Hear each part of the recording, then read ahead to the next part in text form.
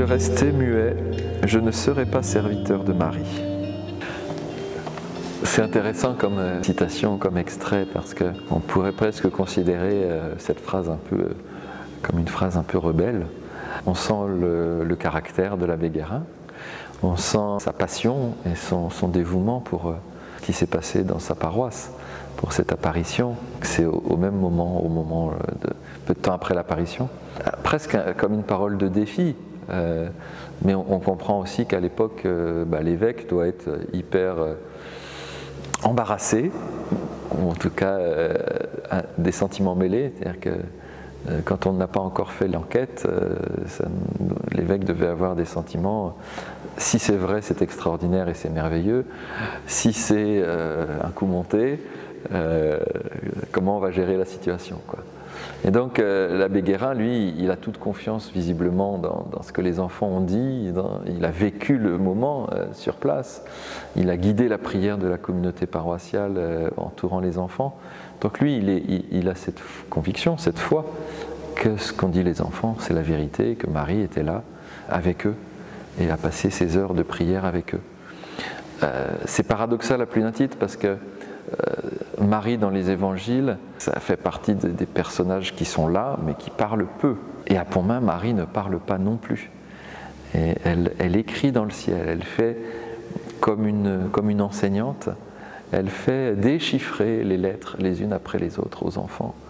Et probablement que cette pédagogie de Marie, elle contribue aussi à faire en sorte que les enfants restent attentifs et puis qu'ils vont retenir ce qu'ils ont vu, ce qu'ils ont lu.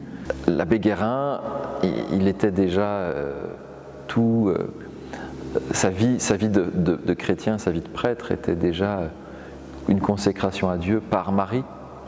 Il a voulu encourager ses paroissiens à avoir une profonde dévotion mariale. Il a distribué des petites statues de Marie à tous ses paroissiens, il a encouragé les prières mariales.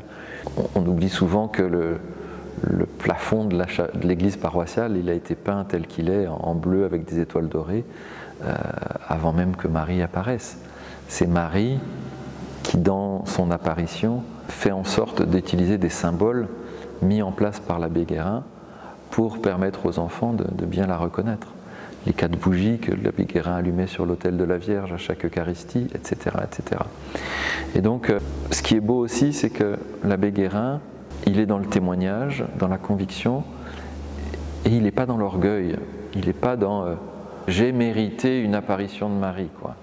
Regardez comme je suis fort. Voilà, il s'est passé ça, Marie est venue, et il faut que j'en parle, il faut que j'en sois le témoin, parce que le monde a besoin de savoir. Je crois que c'est profondément, je crois qu'il y a ça dans sa réflexion, de dire Marie est venue nous révéler un message qui n'est pas que pour les enfants de Pontmain, qui est pour le diocèse, pour la France, pour l'humanité entière.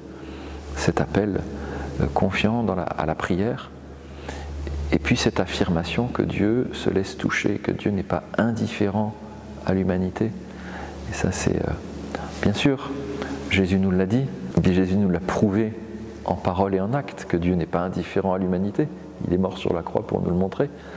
Mais Marie, elle vient à Pontmain nous le rappeler, encourager ses enfants qui étaient dans le désespoir.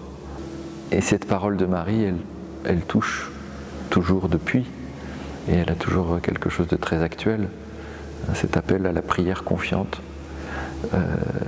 et ce rappel que Dieu se laisse toucher par nos prières et par nos vies.